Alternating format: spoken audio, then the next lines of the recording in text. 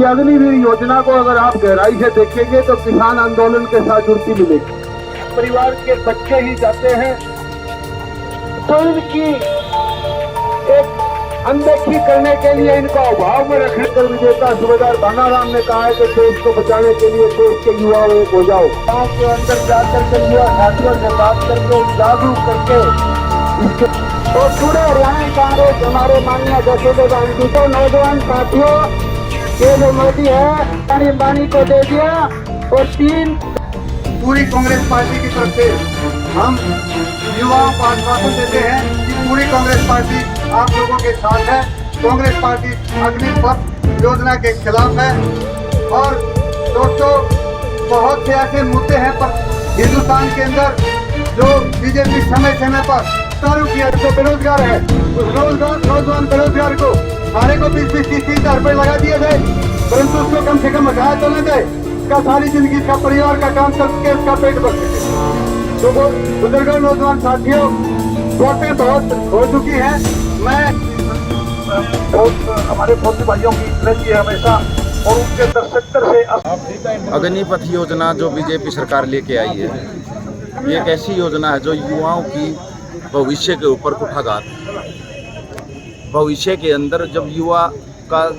12वीं के बाद जब तैयारी करता है, सुबह 4 बजे से उठकर 8 बजे तक वो तैयारी करके अपना पसीना बहाकर जब वो फौज के लिए भर्ती होने के लिए जाता है और उसी चीज़ के ऊपर विराम लगा के सरकार ये 4 साल के लिए भर्ती करे, तो वो तो ना तो पढ़ाई कर पाएगा और उसकी जवानी इन 4 सालों के दौरान निकल जाएगी। तो ये एक बहुत बड़ा षड्यंत्र है इस बीजेपी सरकार का और इस षड्यंत्र के खिलाफ पूरे हिंदुस्तान को इकट्ठा होना पड़ेगा, क्योंकि ये बीजेपी सरकार चाहती है कि फौज नाम की कोई चीज़ ना हो। रेजिमेंट जो बनी हुई है, जाट रेजिमेंट बनी हुई है, गोरखा रेजिमेंट बनी हुई है, सिख रेजिमेंट बनी हुई है, ये रेजिमेंट ना होकर ये इनकी अपनी खुद की एक सेना हो जो 4 साल के बाद ये ट्रेनिंग देने के बाद जो अदानी और अंबानी अपना खुद की भर्ती करेंगे, अपने गोदामों पर खड़ा करेंगे और मनमाने तरीके से इस हिंदुस्तान के अंदर तरह तरह के काले कानून लाने का काम करें। भाजपा सरकार ने जो युवाओं के साथ खिलवाड़ किया है, जो अग्निवीर योजना है, अग्निपथ योजना है, 4 साल के लिए जो फौज को ठेके पर लेने की प्रथा शुरू की है, वो बहुत ही घातक सिद्ध होगी इस देश के लिए, क्योंकि जो देशभक्ति का जज्बा हमारे युवाओं के अंदर है उसको ख़त्म करने का कार्य किया गया है। ये लोग अभी जो किसान आंदोलन पीछे 1 साल से भी ज़्यादा चला, 13 महीने तक, उसका बदला लेने के लिए हमारे भाइयों को, वो किसान के बेटे हैं जो फौज में भर्ती होते हैं, हमारे हरियाणा से हर 10वां युवक फौज में जाता था, उनको भर्ती करके इनके अदानी और अंबानी के गोदामों के बाहर सिक्योरिटी गार्ड लगा के हम किसानों को और हमारे भाइयों को आमने सामने खड़ा करना चाहते हैं, क्योंकि इस देश के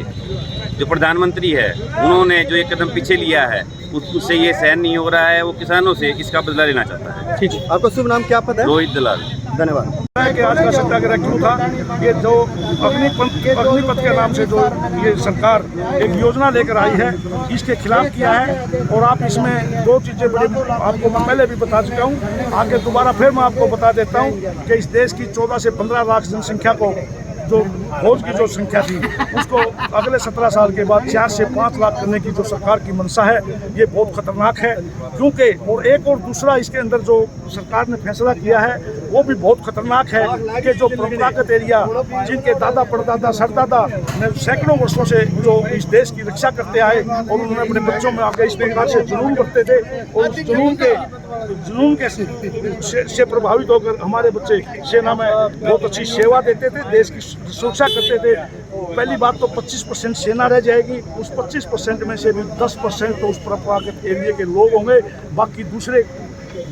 उस एरिया के लोग होंगे। और दूसरी चीज़ों में तो परंपरागत हो सकते हैं, लेकिन देश की सुरक्षा में परंपरागत होंगे, इस बात की कोई गारंटी नहीं है। तो इस देश की कैसे सुरक्षा होगी, ये 2 सवाल जरूर सरकार के लोगों से पूछना कि भाई इन दोनों सवालों के आपके पास क्या जवाब है। तीसरी जो बात है वो है देश के भाई हम जो 75% वापस आएगा 4 साल के बाद, जो 25% तो मिलिट्री के अंदर चला जाएगा, जो वापस आएगा उसके अंदर